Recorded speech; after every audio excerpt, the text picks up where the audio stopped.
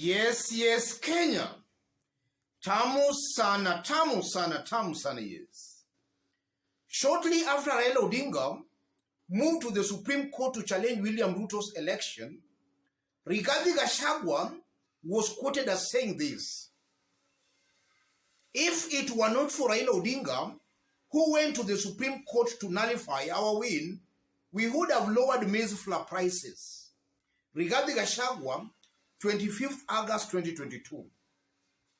At that time, Raila's petition was still being deliberated at the Supreme Court. The Supreme Court had not given out its verdict. So Rigathi Gachagua was accusing the high cost of maize flour prices on Raila's move to challenge their win at the Supreme Court.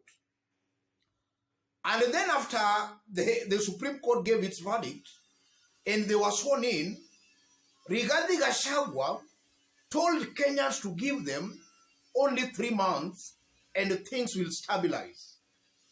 And I know 1 month is almost over, is remaining about only 2 months. And the interesting bit about it is that close William Ruto allies are now requesting for more time. They are requesting for 12 months.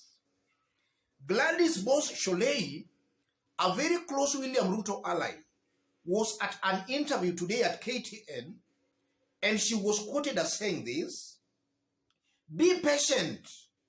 Tough economic times will last longer, Sholei." And then she continues, "We have to tighten our belts. It is going to be a difficult time, probably for the next 100 days to 12 months. Kenyans will begin to see the fruits of some of the decisions in a year's time," she said during an interview on KTN. That's Boss Sholei. She's requesting for 12 months. Rigathi Gachagua told Kenyans 3 months. So it appears these are people who are just taking Kenyans into circles.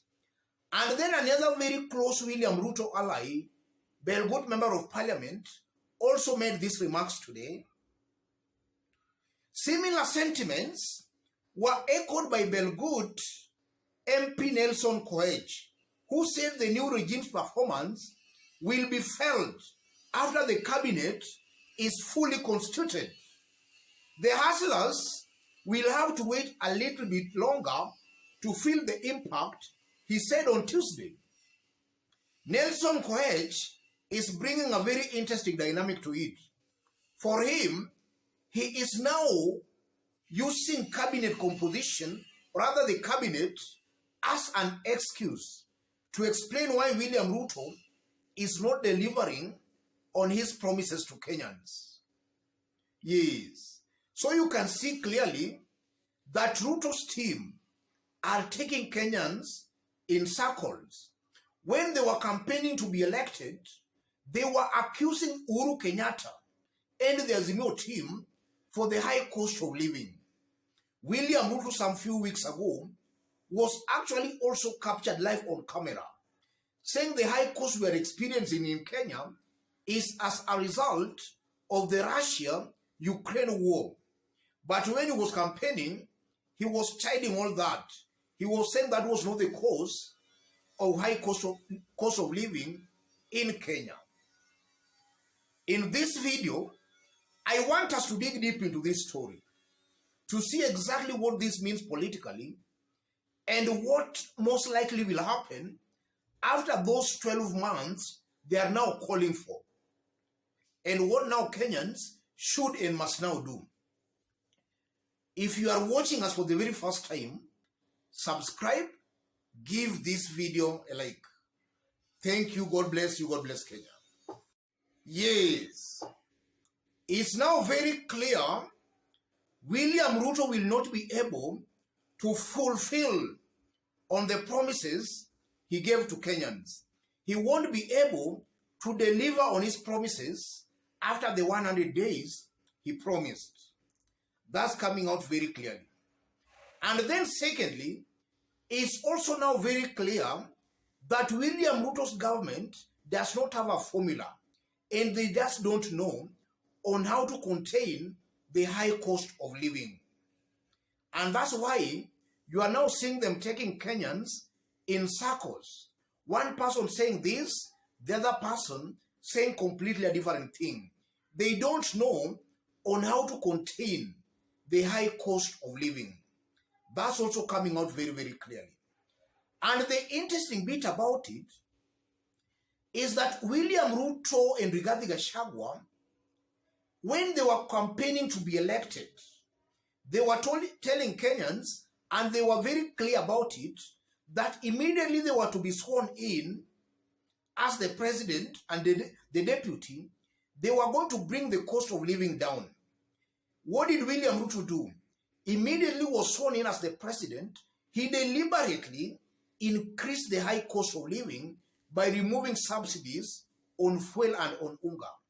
That was a deliberate move, and it indeed increased the high cost of living.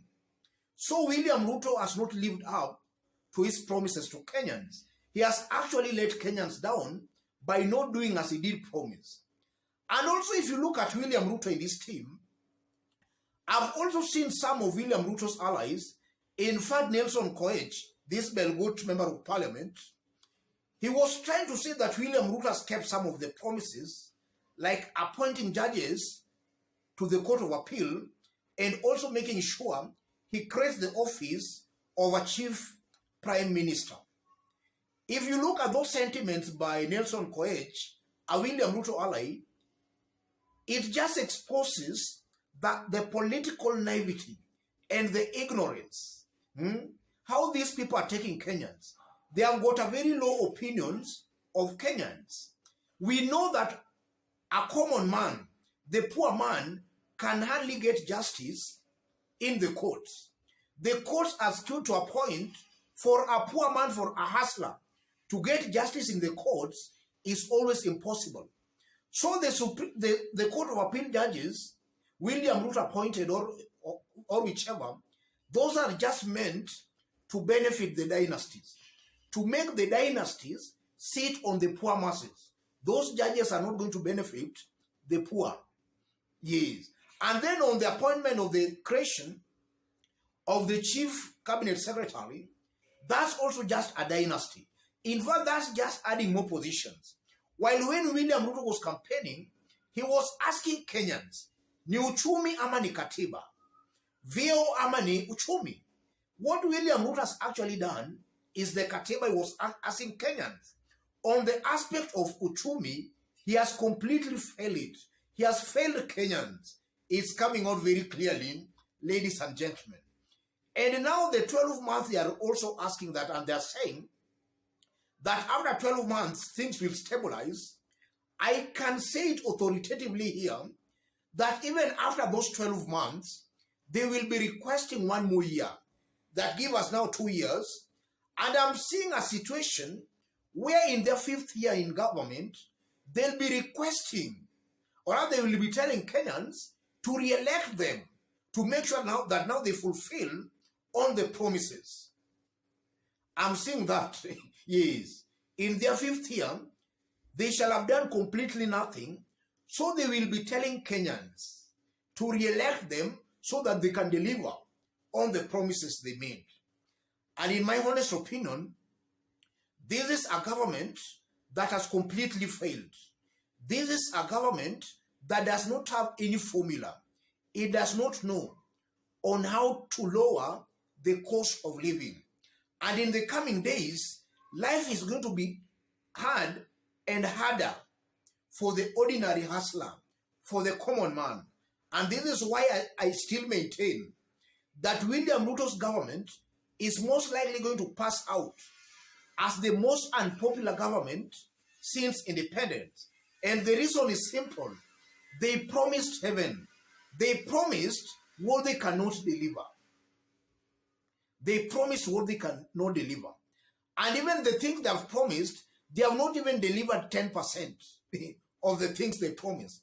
And this is why I maintain and I repeat, William Ruto's government most likely might go on, or rather might pass out as a one-term regime, as a one-term president. William Ruto, if he's not careful, he might go out, or rather pass out, as a president who only served one term.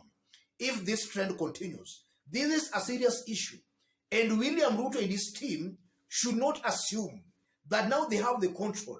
They should not assume that Kenyans are that stupid and will just re-elect them back. If it continues, this government might go down in history as a one-term government. Let me stop it there, ladies and gentlemen. If you are watching us for the very first time, subscribe, give this video a like. If you want to have a chat discussion, or even to share information with me, or even to support this channel, I've pinned my number on the comment section. The first comment. Contact me through the number, or feel free to share any support or donation to the number. Let's meet in our next analysis. Thank you.